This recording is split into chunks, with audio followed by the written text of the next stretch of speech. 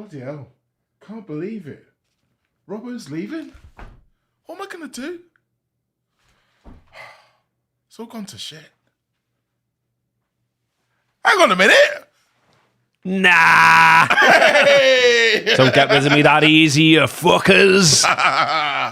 Shout out to the bellend who left in the comments that he was going to watch last week because I wasn't on it.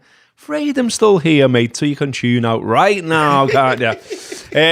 This week on the Late Challenge, it is obviously a bit of a challenging time to be a Liverpool fan.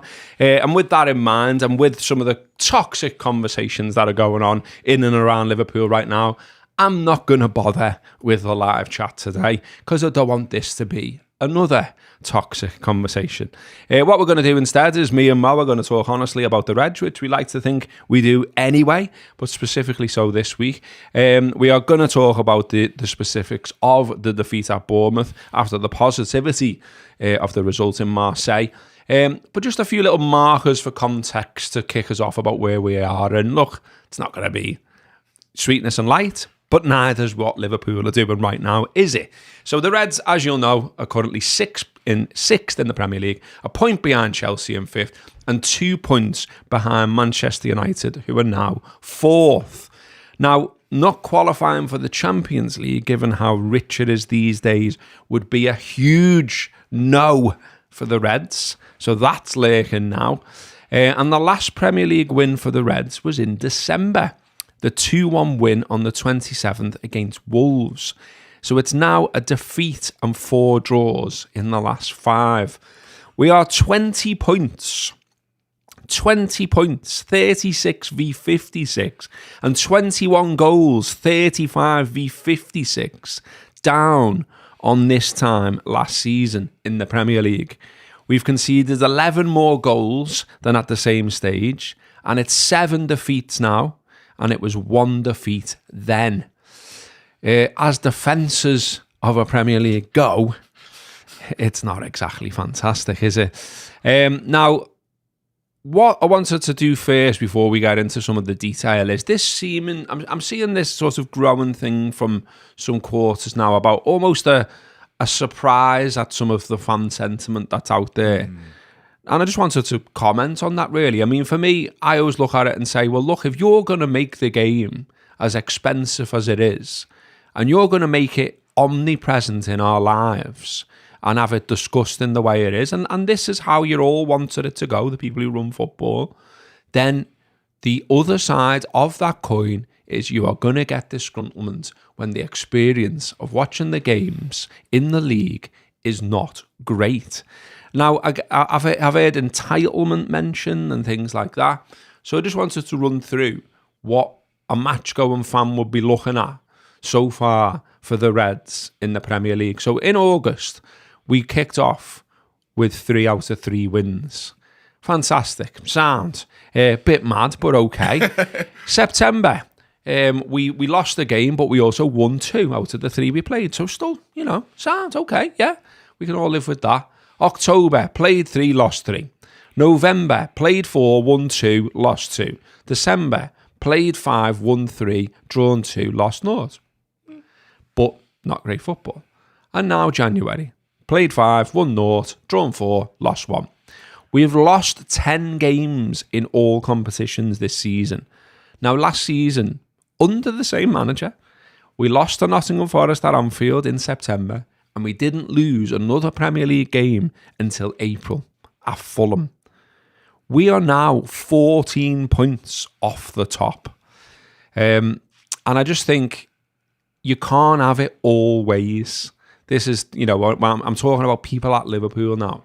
Now, look, this is a long time ago, so forgive me. But it's something else I'm working on, and so I thought I'm going to use this today as well. So 15 years ago, when we used to hear from the owners now and again, when we used to hear from other people involved in the running of the club now and again, John Henry said, our number 1 priority is to win the Premier League title. That is what we take with us each day to work as the force that drives us to excel. If we can accomplish that, we will have put ourselves in a position to be successful on all fronts, including Europe. Success is winning championships. It is nothing less than that. Now, Mo, you will have seen this. The manager, again, has come out with something that I don't think helps him. I don't hate the manager. The manager is a title-winning manager and a decent bloke. And the toxicity aimed at him is wrong and is out of order. And I want him to help himself. And he isn't, in my opinion. So we've had all the low block stuff. I thought it was fantastic that Stevie called that out. But then it turns into a thing he's being asked about Stevie saying it. This was something that jumped out an absolute mile for me. I just don't think you say this in public at any point. So everyone at the club, me, ownership, sporting directors, we know what it takes to make the next step in this transition phase. But sometimes a little bit of patience is needed in that as well. Just don't say that. Even if it is that, even if you have had that conversation, I just don't see the merit in putting that into the public domain. And then guess what I've seen before? Gary Neville said, because he sees that and he goes, I'm not having transition when you've spent X and Y and when you've done X and Y, and everyone thought you were going to defend the title. You're opening yourself for brickbats. And I just think, play the cards a bit tighter to your chest. Straight bat some stuff. Knuckle down, pull everyone together and try and get out of this shit show. Don't give people ammunition with stuff like that. I have some sympathy with him on this one for a couple of reasons. One, he is just being honest, and there is times. Too honest. Yeah, I know, but he's being himself, and I think under times of stress, I would prefer him to try to be himself rather than to try and be something he's not. Because I think we've seen times when managers have got themselves tied up in knots when they're trying to be what they think we want them to be rather than what they are, and it comes across as inauthentic. So I agree that it probably doesn't help him, but I understand kind of why he said it. And it is true. And I think also to a certain extent, he is now in that phase where everything and anything he says, there's going to be someone who takes umbrage with it. Exactly. So know that then. But he can't, but that's what I mean. So he's like, he's not going to say, oh, I shouldn't say that, because even if I don't say that, I'll say that, and someone will have a go at me for this, or someone will go, and so he's just like, I'm just going to say what I mean at all times. And I kind of get that. But the problem with the transitional phase thing, right, is if he was saying that 12 months ago, I think people would be more understanding about it. But the problem is that the idea of having a transition the season after winning the league feels just weird to everybody. And that's even before you take into account the amount of money that was spent on players in the summer. So it just feels like it's all jumbled up in the wrong order. But the transition essentially means that the team who was good enough to win the league is not going to be the same team going forward. Now, normally you go from that point to your new team over the course of 2 or 3 or 4 years. But Liverpool have tried to make that quicker. They tried to do loads in one go, but still ended up with not doing enough, which is just a really weird place to be, because are we going to come on to the squad makeup and all that kind of thing? But I think it's such a big part of all of this conversation. Like, we essentially sold the entire bench. Yeah. And then you get into a situation, and we're going to come on to talk about tiredness and stuff. And it's like, well, the natural order of things is that if you're spending lots and lots of money, if you're buying 1, 2, 3, 4, 5 top quality players, you should be expanding your squad. You should be getting deeper. You should be getting better. To be able to do all of those things and get worse and get thinner, it just doesn't make any sense. And so you end up getting into situations where a manager's saying something which to him makes sense and is probably true, but to everyone else just seems like madness. I just don't think it's not inspirational in any way. No. And like, I get what you're saying, and I get the honesty thing is what I get back all the time. Anytime I sort of bring this line up about him, really. But we're still in the Champions League, and we're in a good position. We've got ourselves into a good position. The result in Marseille was a great one, and we've now got Carrier Bag on Wednesday. And if we beat them, we've avoided the extra game, and we're into the next round. Happy days. Let's see who we get. So whether the thing about football fans dealing, and the thing what makes us keep coming back for more is hope. Every season, you start a season and you think, we can win the league, we can win this, we can win that. And I've referenced this before, but I still love it. And I went to an event with him recently, actually, because, I just think he's a great fella. Neville Southall. So Neville Southall, I remember him arguing with people some time back about Everton every season should be going into it saying we can win something. Yeah, I agree. And I absolutely agreed with them because otherwise, what is the point? The worst thing to ever say is like I hate these managers when they say they want to get 17th or and all that kind of stuff. Aim to win something. Fans are asked about it. Like some like arbitrary position in the table. Okay, you've stayed up, great. They want to win something. They want to see trophies. They want to see their club's ribbons on those trophies. They want to have nights out, days out. They want to see a trophy, on the top of a bus, all of those things. So don't rule that hope out. And I think, coming out and saying, oh, sorry, lava bird, coming out and saying, it's just a transition season, sounds like you're writing it off. And we're still in the Champions League and the FA Cup. This is why I slightly disagree. I don't necessarily think saying it's a transition phase means you don't think you can win things. Say that then? Yeah, well, I mean, yeah, maybe you should do. But I think a lot of the time he'll say that the transitional phase explains why it's not where it wants to be or why it's not as good as it was before. But, I mean, you only have to look at the teams that Liverpool have beaten at their best this season to know that they are not completely dead in the water. They can still do it. And I mean, literally, this week, since the last time I sat in front of this bloody microphone, we've seen a fantastic Liverpool performance, one of the best we've had all season. Like, if that doesn't give you hope, then nothing will. But I just like him to say that. Like being, like I say, you are in front of microphones and cameras and you program notes and whatever as the manager of Liverpool Football Club and head coach. And part of your job is to motivate us as well as the players, to put out, it is basically a spin. It is basically a politician job almost. But inspire us, say something like, it hasn't gone well today. There are some familiar problems that upsets me. It's stuff we're going to work on. But look, we're still in 2 competitions. We've still got things to aim for. The season isn't over. We hope the fans get behind what we do. Whatever. You think about other moments in time in supporting Liverpool under different managers. We've had shit times. We've had boring football. We've had whatever. And we've come together and we've greeted coaches and, we've got behind them and we said they're in a bit of a spot. Let's do this. And I don't see anyone really sort of proposing anything like that right now. It's and hard. I kind of think, the manager's at the very top of the tree with the microphone and the cameras.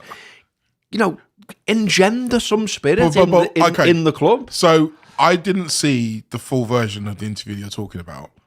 But we also have to remember that it's not beyond the realms of possibility that he said some of what you just asked him to say, but the people who decided to put the clip together... It was a longer interview for TNT, wasn't it? Yeah, I've not seen it. I watched it.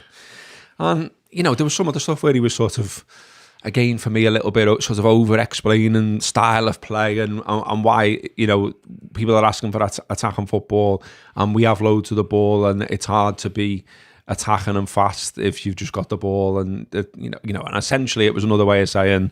the low block thing again, and again, it just sort of didn't, it didn't inspire me. And I can't lie, I can't come and sit in front of the microphone and say something different. Like I say, I don't mind the fella, and I want him to do well because if he does well, that means my football team's doing well, and that means I'm happy and we get to come on here and have a nice time. As it is, that isn't happening, and we're not having a nice time, and we've got to come on and talk about it anyway. But and look, I just wanted to say again, I just think it's not mad if A, fans are upset, or B, they are asking questions.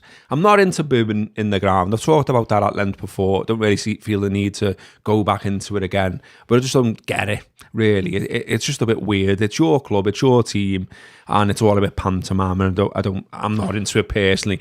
But I don't think we need to act like dickheads towards each other as Liverpool fans, either on or offline. And we don't need to invent things. I've talked about this before, and me even talking about that then got twisted because that's the world we live in. But the facts speak for themselves. I've just said them all at the start of the start of the show. So I put fairly like, I wasn't like going off on one. I wasn't calling anyone names. Just put a few things of what I thought or whatever over the weekend onto social media. And I had like someone coming back saying like, Hodgson 13 wins in 31, Slot 5 in 18. And I was like, okay, mate, well, Slot's also won 61.8% of all the games he's contested as Liverpool manager, whereas Hodgson was 41.9%.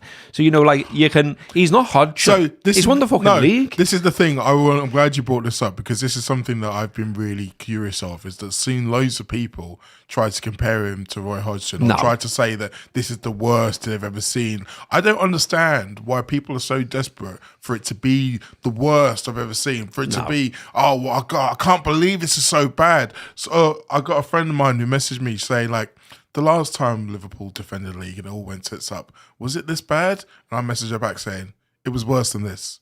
It was. Because by the way, if you cast your mind back for 5 years, was it? It was worse than this. There's loads of examples. I read a no offense, Paul, but your pieces are long. I read a Paul Tompkins piece, and he was going on about in that, making the point about, very often teams who win the league, there's a drop off the following season, and defending it is difficult, basically. And there's loads of examples of that in Liverpool's history and all that. But it just feels like, no one's interested in sort of like just a normal debate about it. Like, I think a normal debate about it and asking questions of how the club's being run, on all levels is perfectly sane. Yeah. We just don't need to be insane about it, but lots of people are being, and they're making a lot of the vibe around the club, not great. I wanted to ask the question as well. So, so where do you think it leaves us? I've just got to say on this, because I just think it's mad. So, obviously, you're knocking around at the press conferences and everything else. We all know, who's been covering the club for years and blah, blah, blah, blah, blah. And my line on, this kind of thing is always...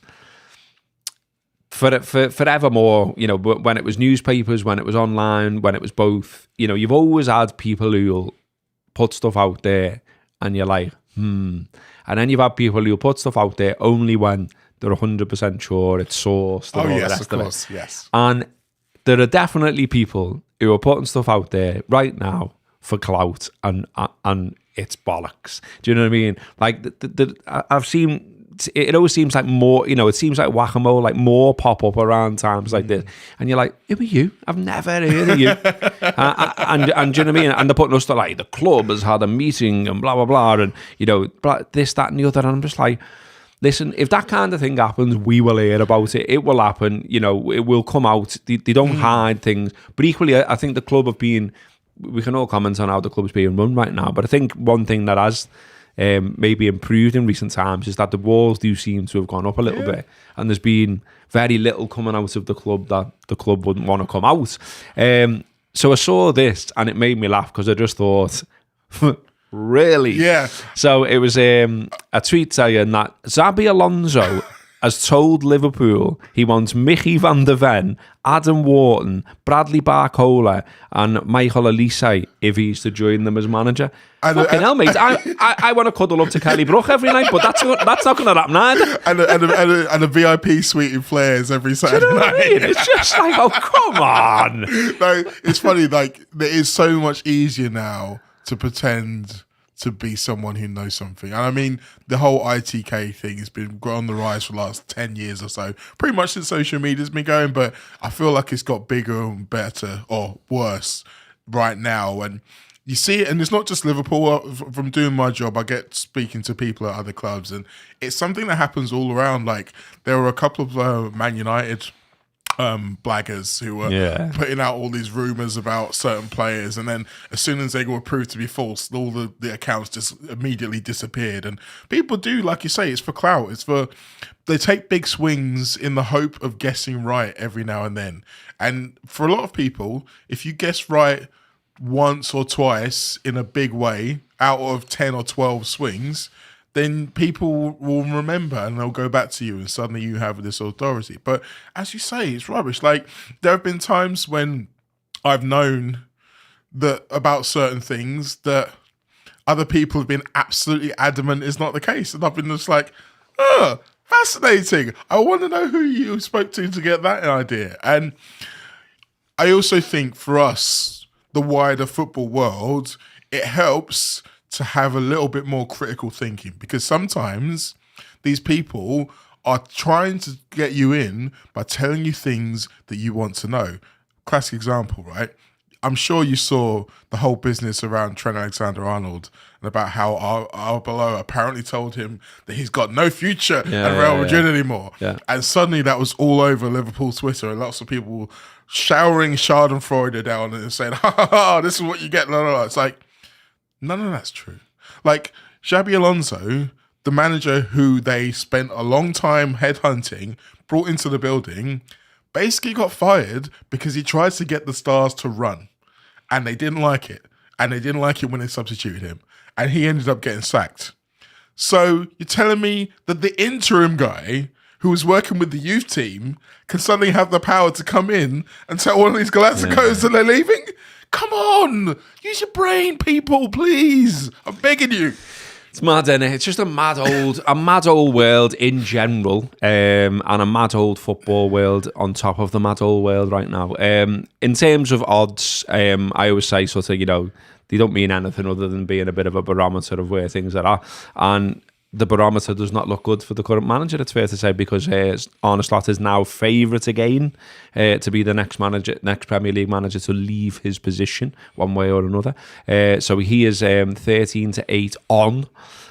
Thomas Frank is 2-1, Glasner's 7-1, Guardiola is 20-1, Dyche 20, Espirito Santo 28, Scott Parker 25, Eddie Howe 28, and then we're into 40s, 50s, and so on. Now, David Moyes 50-1. I'm not a betting man.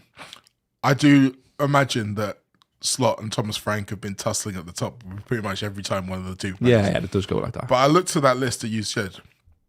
Marco Silva 66-1. That's. I'm not a betting person, but I just feel like he's very combustible. He is very combustible. And yeah, Fulham are doing really well right now, but he's one bad press conference away from jacking it in, because there are going to be teams higher up the food chain looking at him already. And Definitely, yeah. And he might be like, and his players. Yeah. So it might be that he gets the nod from one of those and decides to walk. But anyway, I just think with managers, it's really hard to gauge whether or not the people above them truly have faith in them.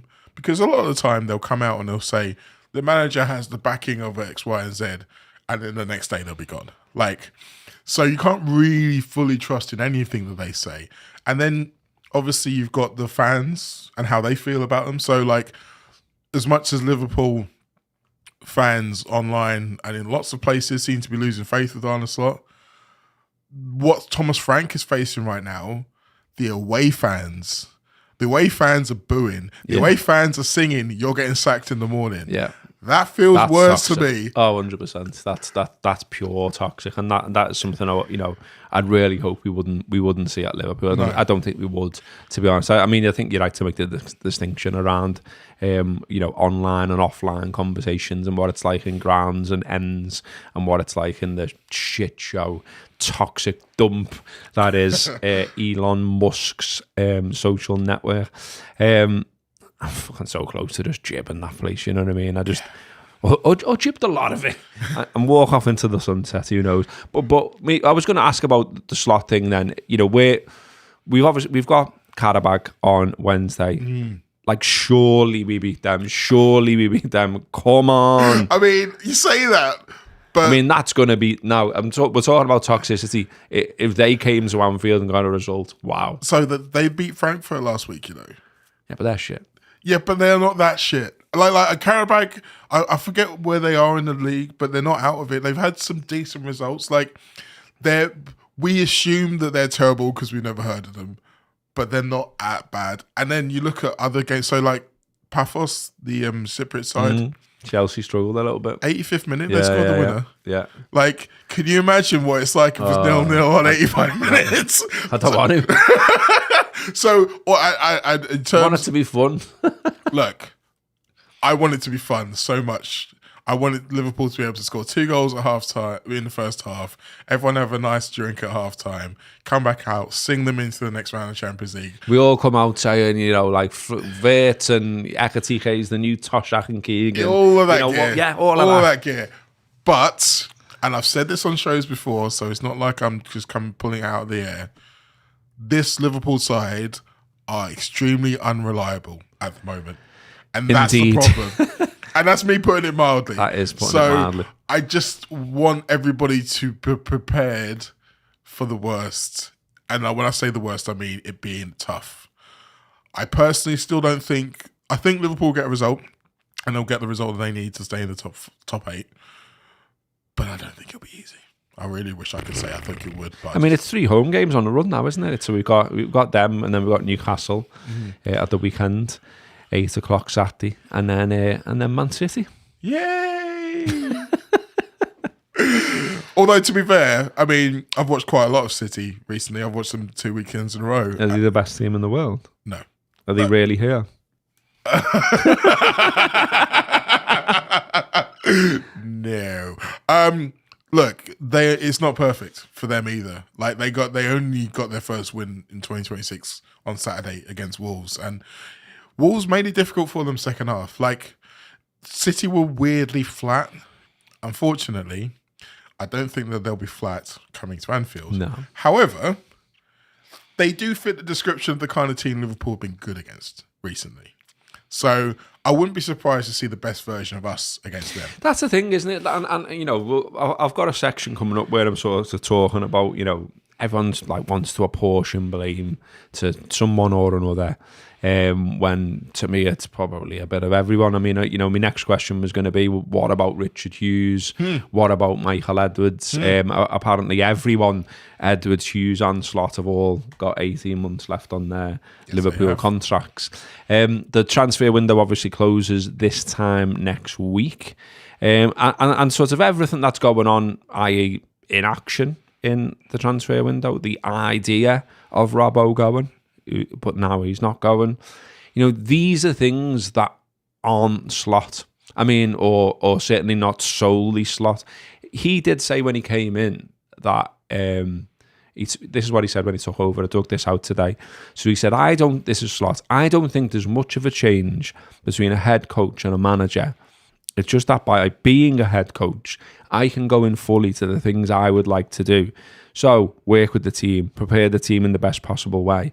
And me and Richard Hughes are going to work together when it comes to transfers, but not only the two of us. There's a big backroom staff included in this as well.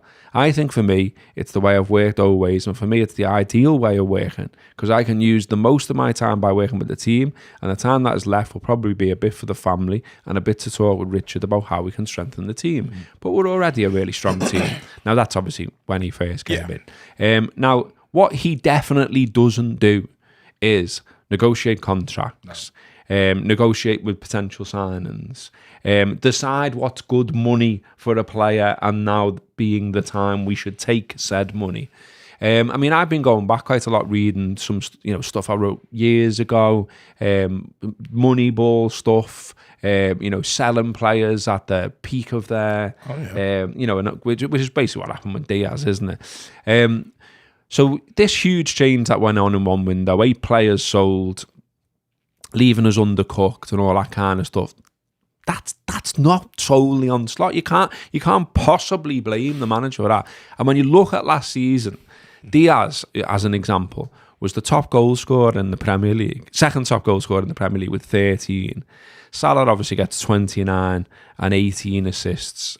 All comp Salah was 34 and 23. Diaz 17 and 5. Gakpo 18 and 6. Diaz played in 50 games for Liverpool last season. Trent played in 44. Nunes played in 47. Jota played in 37. Tsimikas played in 29. Kwanzaa played in 25. And Elliott played in 28 games. Played in, come on as a sub. I'm not saying he started them, but all of them people I've just named all made a contribution. Yeah. And they're all not here. And that's the thing, because you say the difference between starting and coming off the bench.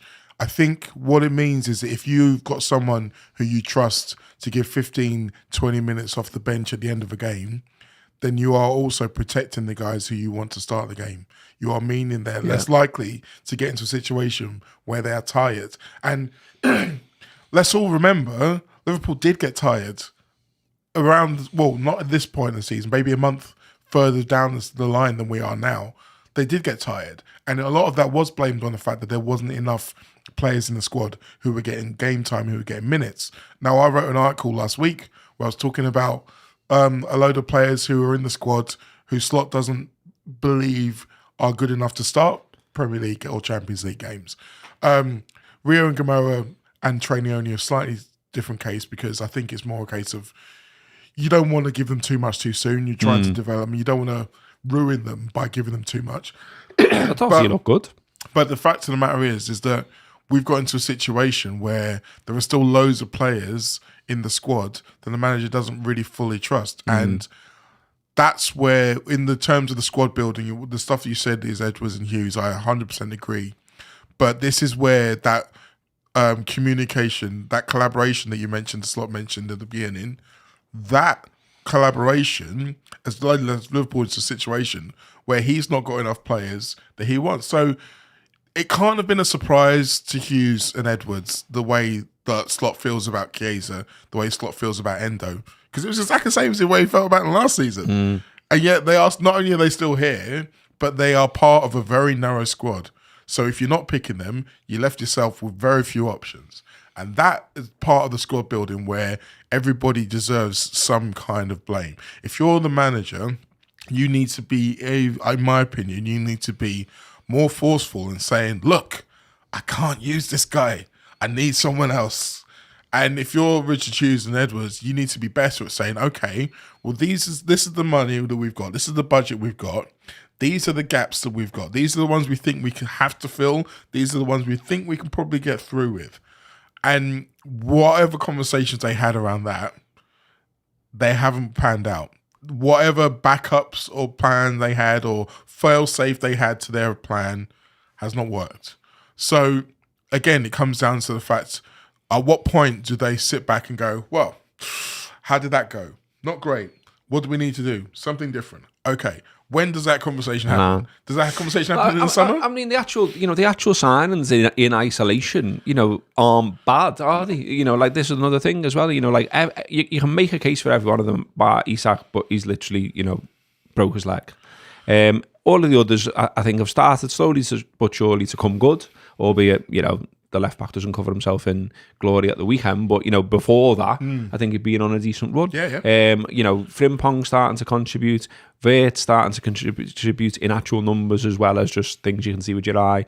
Ekatike, obviously the one where you're like absolute belter.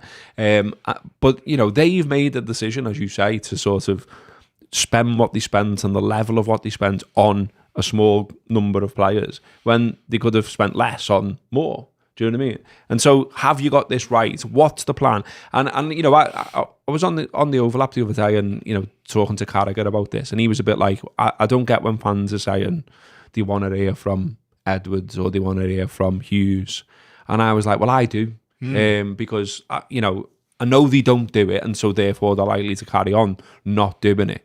But I just would like to hear something around what kind of the plan is, because we always get the puff pieces from the reporters who are close to them when it's going well, and we get all the secrets of Liverpool's success and how they made these sign, and we'd have that right now if Liverpool were top of the league. Absolutely. The secrets of Liverpool's groundbreaking summer and all that. Well, it's gone tits up, lads. So can we have a piece on what went wrong, what you're doing about it, what you think about it, what we might do going forward, what we might do in this window, why we're not doing anything in this window, what's the reasoning behind not doing anything in this window? Are we surely to believe there is no one in the football world that can come in and play centre half or right back or midfield, etc. and so on? Like, tell us something, tell us some of the reasoning, because the gap is being filled by a lot of anger at the moment. And I think also when you kind of hit on it there, when things are going right, it's Michael Edwards, it's Richard Hughes, they're the ones who get in it. When things are going wrong, it's the manager. The manager spent X, Y, and Z. And I feel sorry for him in that respect. and it shouldn't be that way. It should be equal. If you are taking the credit, you need to take the blame. And I know that Arne Slot said that he prefers to work this way because it gives him time to work on a team. I bet if you've got him in a candid moment, he would probably say, "You know what? I'd rather not have to rather not have to be the only one who has to answer for other people's decisions, because for all we know, he's having to answer to and justify decisions that he personally didn't agree with, but he may have got overruled because he's just the head coach. So that doesn't really feel fair either." I mean, there is some stuff just to move away from that sort of particular bit. There is stuff that is slot. Oh yeah. And you know, we've had, and this is why I said at the start, look, I'm trying to make this conversation as honest as possible and as wide ranging and all the factors addressed as much as possible. Because like I said, we come in here every week and try and be fair about what we're seeing and our opinions and all the rest of it. And then we get stick from knobheads and it makes me feel like not wanting to do it. So I'm having a good go. I'm clinging on. And so what is slot then? Well, our old mate, Andrew Beasley, put it rather succinctly. Hiya, mate. I'm not doing this. I think everyone is expecting me to read out the thing he said about arse. I like that, mate, and that was very me, but I'm not doing it. If you don't know what that is, go and look him up. Bass Tune to Red on Twitter. But he tweeted this, and look, it's very salient, isn't it? 97th minute goal, 2-1 Crystal Palace. 97th minute, 2-2 Fulham. 96th minute, 2-1 Chelsea. 96th minute, 3-3 Leeds. 95th minute, 3-2 Bournemouth. Whatever they offer going forward, errors at the back will always undermine it. Up the Reds. Now, someone also replied to that, Sharu, I think you pronounce his name. I've had a go, mate. And he said, 97th minute goal, 2-1 Crystal Palace, throw in. 97th minute, 2-2 Fulham, throw in. 96th minute, 2-1 Chelsea. Didn't put anything on that. 96th minute, 3-3 Leeds, corner kick. 95th minute, 3-2 Bournemouth, throw in. Failed to defend set piece, slot out. I mean, but this is stuff where, as a fan, I think you're right. Again, it's absolutely fair if anyone paying their money to go and watch Liverpool Football Club says, why are we conceding similar goals all the time? What is wrong with our mentality? Why aren't the players fit? Why are we shot shy? Why are we easy to play through? Why does Gakpo always start? Why are fringe players marginalised so much? Did everyone who left have to leave? Is there any more? Have I covered them? Can you think of any more recurring questions that come to your mind? The structures around defending set pieces. So the guy who was in charge of set pieces has gone. Have we seen any discernible change in how Liverpool are now? We scored one. We scored. Yeah, we scored. Well, technically, if we're talking about free kicks, we scored a few in the last couple of games. Yeah. But essentially, the conceding late goals in set pieces is about three things for me: structure, concentration, and energy. You need to be, if you're lacking energy, then your mental focus will lose. If you're lacking concentration, then someone's going to run off the back of you. And essentially, if you don't have the right structure, then you're going to be in a situation where there's going to be wide open gaps. Now, I watched back the last goal for my sins, and just before the throw-in comes in, you see two different players, so Endo and Van Dijk, shouting at people, pointing them to get them into position. So clearly, everybody wasn't already where they needed to be or aware of where they needed to be. And then the goal itself, it's a massive mess, isn't it? It's just a scramble, and like you can look at it and use the L word again, luck, and say that, well, there's someone, the ball got blocked in that direction, it happened to go back this direction. But look, if you're in a proper structure and everybody knows what happens when the ball comes into the zone that they're in, that gets cleared. Or Alisson dives on it like it's a mine, and the ball comes, and he's starting to look a bit fallible as well currently, and that's just like, oh my god, this is one of the fellas we relied on. You know, that's happening with Van Dijk as well. Yes. Obviously, I fault for two there, and it's like, this isn't. I mean, I tend to put my fault for all three. For Virgil. Well, yeah. And this isn't getting any better. No, and that's the thing. When the pillars of the team are the ones who are making errors, when it's the people whose job on the pitch it is to hold other people accountable are the ones who are making errors, then you're in real trouble, because then you've got no one to set the standards.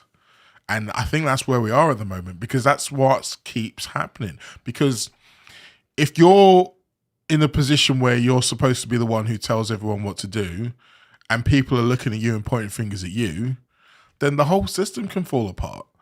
And for it to keep happening at this stage of the game in this same way again and again and again, it can't just be the physical. It has to be the mental as well. Yeah.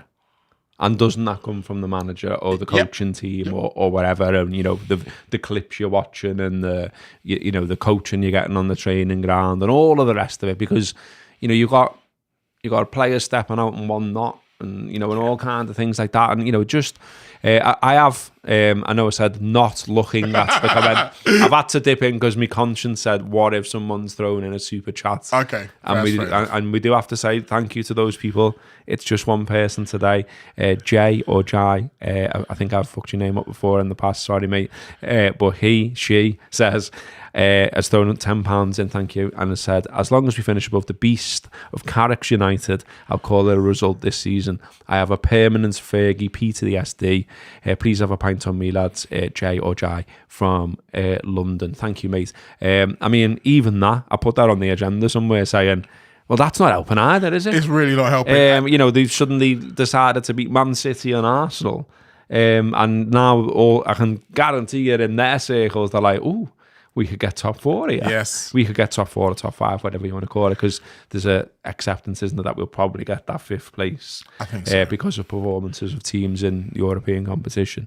But yeah, that's not good. That's not good for anyone's mental state. No, my two of a red persuasion. My 2 pence on this is that it feels like some of the players who have been kind of shackled under the previous manager have been loosened, and they seem to be enjoying themselves, and they seem to be enjoying what he's telling them.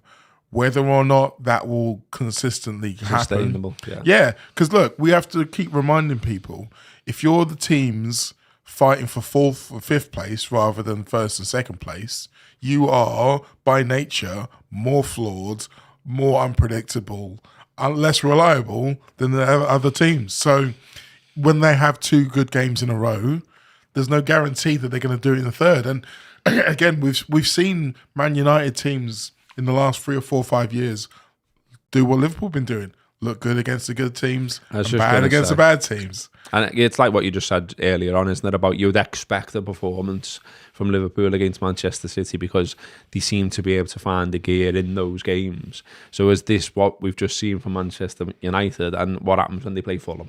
Yes. Do you know what I mean? Exactly. So yeah, I think there's a long way to go, but nevertheless, it doesn't help with those when you wake up at 5 o'clock in the morning with beads of sweat on your face. Are we going to actually not even make you up? Honestly, like as for all what we were saying before about the difference between Champions League and Europa League, I've been thinking about it from a journalistic point of view, and it's not good. No, like the Thursday, Sunday.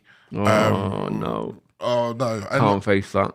And what that will do to my Fridays in terms of having later press conferences and maybe having post-match day and pre-match day all in the same bucket, and it's just on every level. No, having to go to Eastern European outposts and no. With all due respect to my friends in Eastern Europe, of course. I mean, of course, we'll if we do end up there and that is indeed what happens, we'll all sell it to ourselves in some kind. We got to go to some places. At least we can win it. I just know, like, the money is so mad in the Champions League now with this group phase and league phase or table phase or whatever you're calling it this week. That money is money that Liverpool need. That is money that they will have semi-accounted for almost. And that, you know, being in that competition obviously helps to A, recruit players, and B, keep them.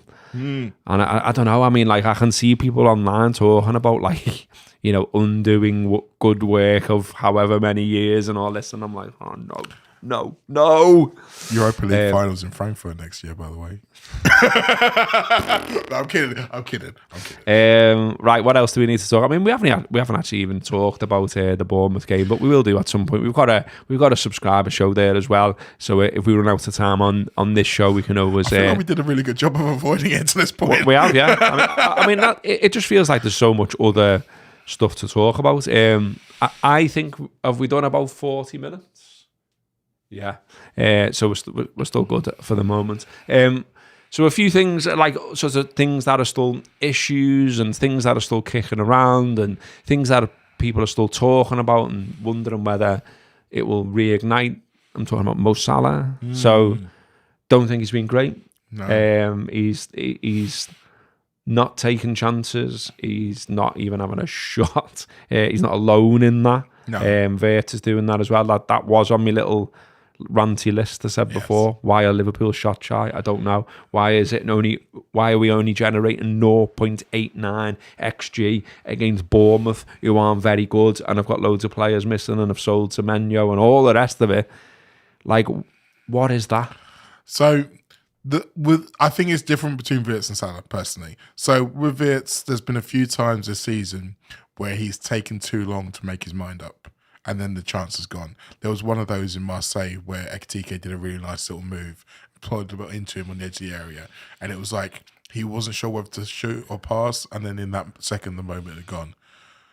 And I think that's something that he can train himself to do more. To say, look, Well, he can hit it. you can hit it. And there were a couple. I mean, there was the one he hits just past the post.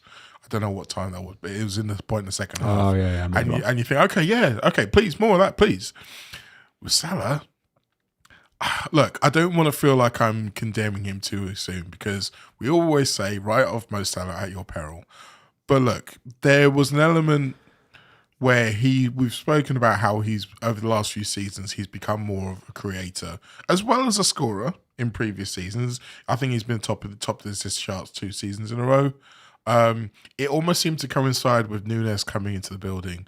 He was like, okay, well, I need to add this to my game because I need to know, well, for the best of the team, it can't just be me doing all the scoring. And he was aware of that. It almost feels like now that mindset has kind of allowed him to, when he's not confident in himself to shoot, to kind of justify him passing it on. Because one thing you'd say about strikers and forwards is it's that kind of fine line between selfishness and taking responsibility. If you've got someone who always wants to shoot, and some other players think, oh, well, you should have passed it to me, I was in a better position.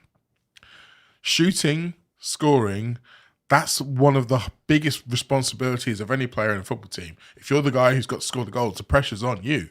And him being like, no, I'm the one who'll take that pressure on because I trust and believe in myself to get the job done. That's the most Salah we've had for 8 years. If that's changing, then that's a worry for me. Well, it is, because the other problem is he's on a huge contract, the biggest one ever given out in the history of Liverpool Football Club. He scored 5 and assisted 4 this season. I mean, he nearly matched that when he was fucking at AFCON. Yeah. Do you know what I mean? And what I'm saying here is, all the stuff that the manager's got to deal with, all the stuff that's on his shoulders, all the pressure that's building, all the media, all of that is still kicking round and it's still a storm.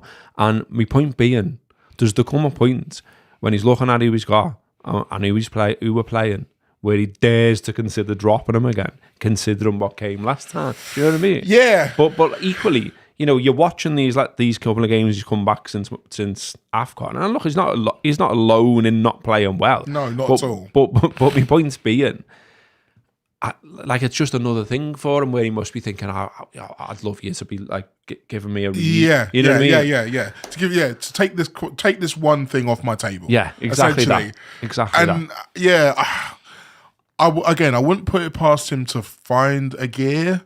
But there are loads of little markers for me that I'm a little bit like, So, again, this could feel like I'm nitpicking, but it's something that I've noticed and I'm not 100% sure it's a good thing. So, even him taking corners now, right?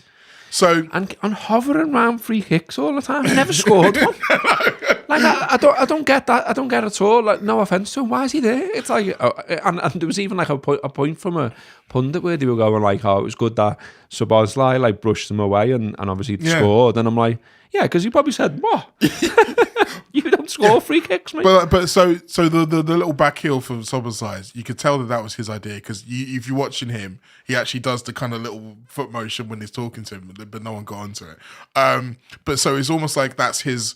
He's aware that he's just the decoy there, so he's making. Is that an assist? I think it counts as an assist. Yeah, I think it does.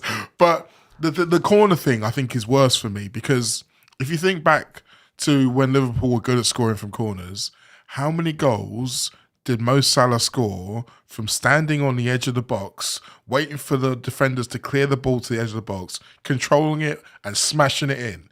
That was his goal. He did it so many times. He did it so well. But does he not believe that he has that in him anymore? Does he think that he's going to be more effective taking the corner rather than waiting for the scraps? Again, I might be nitpicking here. I might be projecting here. There's no guarantee. But if you add all those other things together, you could put a case together to say maybe he doesn't have as much faith and belief in himself as he used to. Mm. Have we got a club psychologist? I've been saying for ages we need a bleeding hypnotist. Because can I go and see him as well?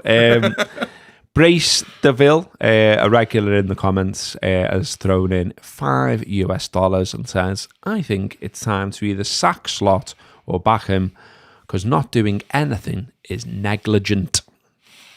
Yeah, I mean, you can argue that that's true. I think in some ways, though, backing him, I think for a lot of people, almost feels like doing nothing, which is a part of the problem. It's almost, I said this last week, we've almost got to a point where when so many people saying something has to change, the kind of hidden context in the something is that the thing that's most likely to change, the thing that normally changes, is the head coach's position. I still think it will take the top 4 or 5 to be in true jeopardy for a change to happen. I still think, I don't think he's there yet, but I don't think he's as far like if it's a bridge, he's moving in the wrong direction. If let's just entertain the idea for a moment here. If Xabi Alonso came in tomorrow, no, and took over, they're not going to go and buy that wish list that I mentioned before. Not in the space of 5 days. It's the squad that is currently at Arne Slot's disposal. The same injuries, the same players, the same potential issues of confidence that we just talked about and all the rest of it. What, based on what you know of Xabi and how he set up and all that, what would it look like? It's fascinating, actually, because one thing I don't think we've ever seen him do is try to change loads. Because even he came in Leverkusen mid-season and they were like in the relegation places. So it was really, and it was in around November time. So it was really easy for him to go in and say, look, everything you've been doing, just put it in the bin. Like, just completely forget it and we're going to go in this direction. Whereas Liverpool aren't playing great, but they're still not a million miles away from an acceptable season. Not a great season, an acceptable season. So the idea that he would be able to come in and make sweeping changes, I don't think is as likely, particularly as well because he's got less games. Like, it's a very different coming in November and coming in January, because coming in November, you've got 6 weeks to work with people and then a transfer window where you can say, well, maybe you need to change that, maybe you need to change that, maybe you need to change this. Doesn't have that. A week. You've got a week. And probably no players coming in or out. Yeah. So what he needs to do, or what he would need to be able to do, is to motivate people. Motivate, structure, what I was saying before about focus, structure, and energy. Energy, it's hard to inject energy into players. We don't inject anything into players. But motivation, concentration, structure.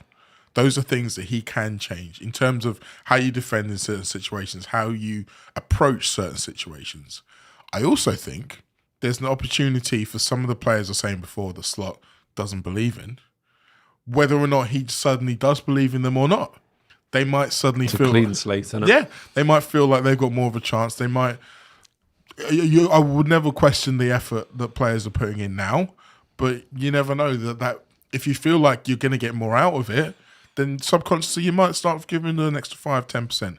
These are things that can. And there's at least one beef in the squad that we know about. Exactly. Which is Slot and Mo Salah. And okay, they appear to have kissed and made up and all that as far as we understand. But equally, the very fact that it ever went public, well, something went on, didn't it? And so, that's wiped clean. But with Alonso as well, I mean, I don't think, he's not gung-ho either. He's not swashbuckling football either. No. He's slow possession-based and all the rest of it as well. So all the people who are sort of saying, well, stylistically, I just don't like Liverpool right now. I'm not sure him coming in, and looking boss.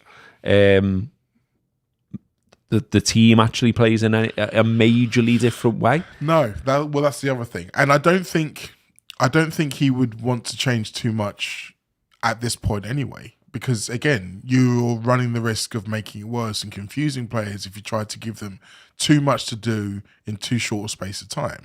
I think it's about, when you're coming at this stage of the season, it's about tweaking. But again, I think it's more about the mental side, like I was saying before, about motivation, confidence. Those are the kind of things a new manager can do. That's exactly what Michael Carrick's doing. Like, I mean, some of the things that they've changed. That was toxic, though, wasn't it? Yeah. Like you said before, a lot of players, Mainu obviously being the obvious one, but it felt like they were probably looking at this fella and he's probably walking out the training ground with spit on his back. You know what I mean? Yeah. He's a bit like whatever. You know what I mean? Like the old classic, but it did feel like he'd lost the changing room. But even just small things like training. I believe I'm right in saying that he's made training shorter, but he's made it more focused on more focused on ball play, and has given more individual coaching to individual players rather than just talking about the overall structure. And again, these are management things. Yeah, well, that's what I was going to... I mean, I don't know whether anyone can truly answer that, but that's what I would wonder about with Zabi as well, because that's one of the question marks, I think, against Slot is, well, what's his man management like? Because, there are players there that you are definitely not getting the maximum out of, and if anything, have significantly dropped off. So why? Yeah. Like, why is McAllister not any good anymore? Why is he even I don't know, like we were all falling over ourselves over Gravenberch not too long ago, and now he's disappeared a little bit. Yeah, he's finding it tougher. And I mean, the McAllister one's interesting because McAllister himself was very big to praise Slot when he was going through his troubles last season, and obviously that relationship between the two of them was a really key thing in helping him overcome that.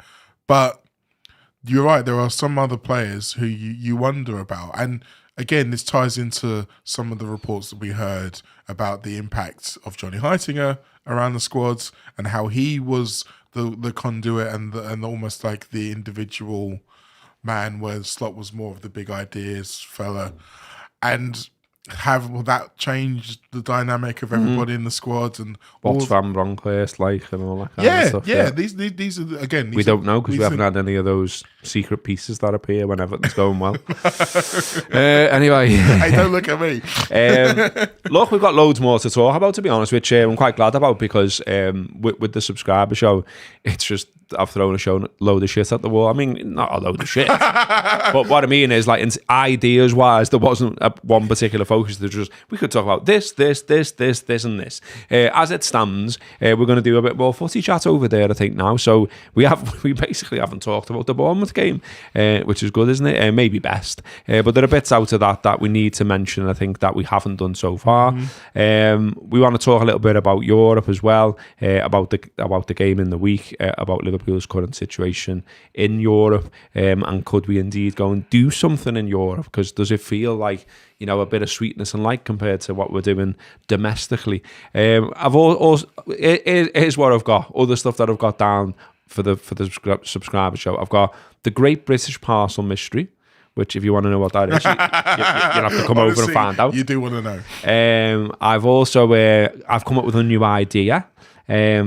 Regular watchers, listeners may know that fairly recently I had a mad idea while I was on holiday, created a whole app and was like, this could be something, and then I've done nothing with it, and loads of people said it's a good idea but don't know what to do with it, so it's It's gone over there. But now I've got another idea now. Another one that just randomly come to me. But I might actually do this one, so you can find out what that is. Also, as well, I want to talk about the Beatles, because I've been having a bit of spree on A, spending money on them, and B, listening to them loads. So I want to talk to Mo about, what does he think about the Beatles' legacy in Liverpool? Is it enough? Is it not enough? Is it too much? Should we big up other music in the city in the same way? That kind of stuff. And what else do they have down? Oh, yeah. And I wanted to ask Mo about my Scouse Festival idea. But put it this way, I have some thoughts. I thought he would have. And then, we, on a more negative slant, and I might just try and jib this because I'm so fed up of talking about it, I'd also put down about toxic social media again and some of the shit.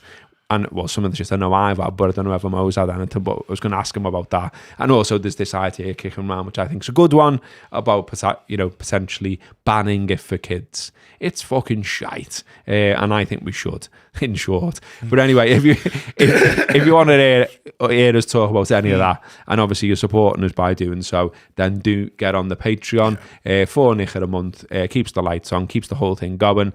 We have got as well, I haven't plugged it for ages, we've got Buy Me a Coffee, or in our case it's called Buy Me a Baddies.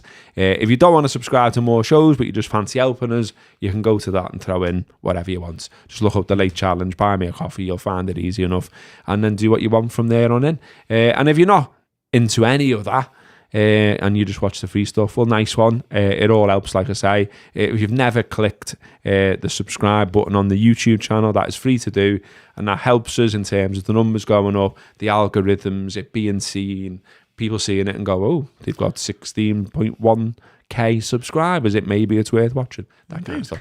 But yeah, done. Yes. Before we go, you mentioned kids. I wanted to give a shout out. Oh, bit of news, lad. No, sometimes just listen before I jump in the gun. Jesus. I wanted to give a shout out to Sophie and all the Neston High kids who are doing their production of Grease today. In fact, right now at the Floral Pavilion down in New Brighton, and they're doing 2 productions. They've been really, really working hard over the last few months, and today is show day, and I know they're all really excited. So I just wanted to give a shout out. Go Sophie. Break a leg. I know that people don't say that anymore, but I'm old, so I'm going to say it anyway. All the best, Queen. Hope it goes well. And yeah, we'll see you next week.